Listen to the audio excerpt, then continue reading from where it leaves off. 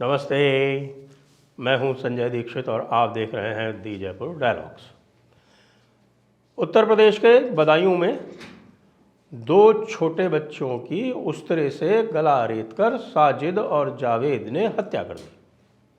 अब इससे आप जो है वो साजिद जावेद मत समझ जाइएगा, क्योंकि साजिद जावेद जो है एक म्यूज़िकल डायरेक्टर्स की जोड़ी हुआ करती थी, जिनमें से एक की मृत्यु हो गई, ले और दूसरे की जो वो बीवी है वो उसको छोड़ के ये भाग गई, कह के कि भैया ये तो पूरी तरह से हमें इस्लामी करके, और पारसी बीवी थी और इतना फनेटिक है ये कि ये तो हमको जीने ही नहीं देता, हर चीज़ पे रेस्ट्रिक्शन लगाता है। अब इसी के 2 दिन पहले बेंगलोर में मुकेश वाली इंसिडेंट हुई थी, और उसके 1 दिन पहले आपने देखा था कि वो इंसिडेंट हुई थी गुजरात यूनिवर्सिटी में। तो गुजरात यूनिवर्सिटी की इंसिडेंट हो गई, मुकेश की बेंगलोर में इंसिडेंट हो गई, जिसमें एक अपनी दुकान पे बैठा हनुमान चालीसा बजा रहा था, तो ये कहा कि साहब कि ये अजान में तू व्यवधान उत्पन्न कर रहा है, जबकि वो केवल अपनी शॉप तक, अपनी दुकान तक सीमित था। और आज जो है वो 2 बच्चों की हत्या कर दी गई। ये अलग बात है कि उत्तर प्रदेश पुलिस तो उत्तर प्रदेश पुलिस है, तो उसमें से एक जावेद भाई की एनकाउंटर में मौत हो चुकी है और साजिद भाई जो है वो फ़रार है। ये अलग बात है कि तौक़ीर रज़ा भी फ़रार है और रमज़ान के महीने में फ़रार है, और तौक़ीर रज़ा बड़े मौलाना हैं जो फतवे दिया करते हैं जिहाद के। और हमारे हिंदू भाई बहन जो हैं वो बड़े परेशान हैं। वो कह रहे हैं कि भाई देखिए कैसे लोग हैं कि भाई ये रमज़ान के पाक महीने में भी इस तरह का काम कर देते हैं। तो मैं उन हिंदुओं से कहूँगा कि भाई तुम मूर्खताओं का जो अपना तुमने जो ठेका ले रखा है ना, ये जो मूर्खता का जो चश्मा पहन रखा है, इसको उतार दो। और उसके उतारने के लिए जो सबसे सरल जो तरीका है कि भाई सब्सक्राइब करो जयपुर डायलॉग्स को, और जयपुर डायलॉग्स के जो पुराने और नए जितने भी इस्लाम के बारे में जो डायलॉग्स आते हैं उनको ठीक से गहराई से सुनो और समझो। रमज़ान का महीना है, पाकिस्तान और अफ़गानिस्तान आपस में लड़ रहे हैं। क्यों लड़ रहे हैं भाई? इतनी सी समझ नहीं आती कि भाई रमज़ान का पाक महीना जो है उसमें जिहाद करने पर 100 गुना सवाब मिलता है। जी हाँ, व्यक्ति जो है वो सीधा शहीद या गाजी बन जाता है। और जो गाजी बनेगा, गाजी का मतलब समझते हैं क्या होता है? गाजी वो होता है जो काफिर का कत्ल करता है, और गाजी का एक बड़ा मुकाम है इस्लाम में। ये आप लोगों को पता नहीं है।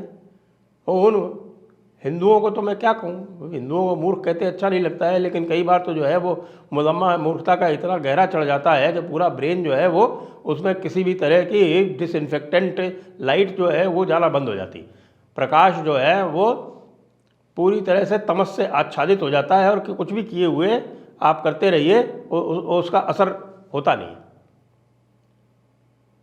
इस देश का सबसे घृणित अपराध डायरेक्ट एक्शन डे हुआ था 16 अगस्त 1946 को। 16 अगस्त 1946 को था 17वां रमज़ान। 17वां 18वां रमज़ान जो था वो क्यों माना जाता है?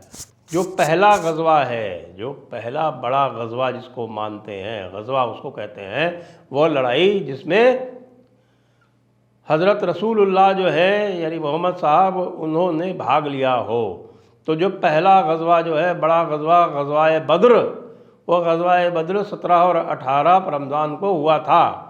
डायरेक्ट एक्शन डे को जब 13 तारीख को उसका जब प्रोग्राम जारी किया गया था, उसके जब पोस्टर जारी किए गए थे, तो उसमें ये कहा गया था गज़वाए बद्र डे, कि ये डायरेक्ट एक्शन डे गज़वाउल बद्र के दिन को किया जा रहा है। ये है किसी भी दीनदार के लिए सफिशिएंट, एडिक्वेट, पर्याप्त संकेत है। लेकिन हमारे भाई लोग कहते हैं अरे राम रमज़ान के पाक महीने में ऐसा काम कर रहा है, अरे साहब रमज़ान का रोज़ा रखते हुए ऐसा काम कर रहा है। भैया रोज़ा रखा ही इसीलिए जाता है कि आप जो है वो रात भर अपना जो है वो दिन भर के लिए तैयार हो जाओ। गाजी बनोगे अगर रमज़ान में तो उसका बहुत बड़ा सवाब मिलता है।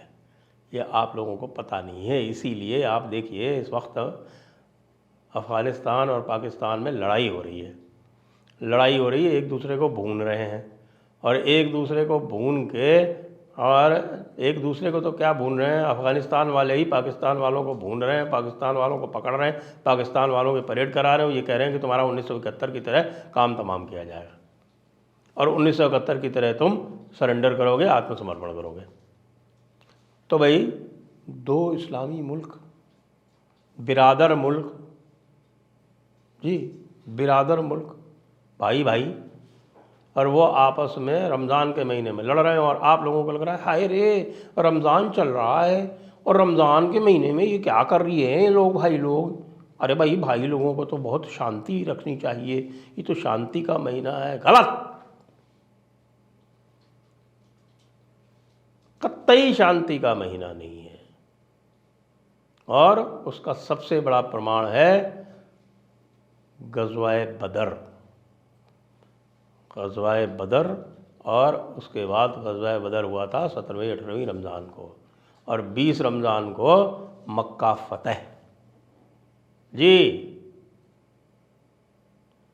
सल्लल्लाहु अलैहि वसल्लम मोहम्मद साहब नूरुल्लाह नबी हुजूर, वो मक्का की फ़तह उन्होंने 20 रमज़ान को की थी। तो सारे काम रमज़ान के लिए, जितने भी बड़े बड़े काम हैं वो रमज़ान के लिए मुकम्मल किए गए। और आप लोग कहते हैं कि साहब की रमज़ान में ऐसा नहीं हो सकता। रमज़ान में जब कहा गया है, ये सारे के सारे जिनकी तकलीद होती है आप जानते हैं, ये आप जो हैं कुछ हमारे भाई लोग जो हैं वो कहते हैं कि साहब की बड़े अच्छे मुसलमान होते हैं। ये मुसलमान अच्छा हो सकता है, लेकिन जब उसको तकलीद करनी पड़ती है ना, जब इस्लाम की, तो वही काम करना पड़ेगा जो मुल्ला मौलाना कहेगा, जो आलिम उलमा कहेगा। ये बात आप लोगों की समझ में नहीं आती। हिंदुओं की, उनकी समझ में ये सीधी सी बात नहीं आती कि भैया इस्लाम में सबसे बड़ा जो काम है, जो सबसे बड़ी हिदायत है, वो तकलीद की है। तकलीद का मतलब होता है नकल करना। नकल किसकी करना? आलिम उलमा की करना, नबी हुजूर की करना। उनकी जो उन्होंने जो काम किए हैं, चाहे आपको आज के वेस्टर्न वैल्यू सिस्टम से या हमारे सनातन सिस्टम से आपको वो कैसे भी लगें, जो काम नबी हुजूर ने किए हैं, जो काम आलिम उलमा ने जिनकी हिदायत दी है, जिसके कुरान ने हिदायत दी है, जिसके हदीस ने हिदायत दी है, वो सब का सब न केवल पाक है, वो सब का सब जन्नत की ओर ले जाता है। यह है कुरानिक मोरालिटी। आपको कुरानिक मोरालिटी तो समझ में नहीं आती। आप बोलते रहते हैं कि साहब अरे रे रे रे रे रमज़ान के महीने में ऐसा काम कर दिया है, इसको तो जो है वो खुदा भी माफ़ नहीं करेगा। अरे माफ़ नहीं करेगा? वो खुदा का हुक्म बजा रहा है, वो हिदायत के सामने पेश हो रहा है, और आप कह रहे हैं कि माफ़ नहीं करेगा। वो अपनी जन्नत के रास्ते ढूंढ रहा है और आप कह रहे हैं कि खुदा उसको माफ़ नहीं करेगा। आप लोगों का दिमाग चल गया है। आप लोग जो है वो पूर्व पक्ष करना नहीं जानते, जो दूसरे जो है वो क्या कह रहे हैं वो समझना नहीं चाहते। आप लोग खाली 8वीं और 9वीं सूरा पढ़ लीजिए भाई, बहुत बड़ी थोड़ी है। सूरत अल अनफाल और सूरत तौबा, ये 2 पढ़ लीजिए, इससे आपके कुछ समझ में आ जाएगा। अल अनफाल का मतलब होता है लूट का माल, और तौबा का मतलब होता है कि भाई रिपेंटेंस, प्रायश्चित, पश्चाताप। और ये जो हैं, जो आखिरी सूरा जो है उनमें से है।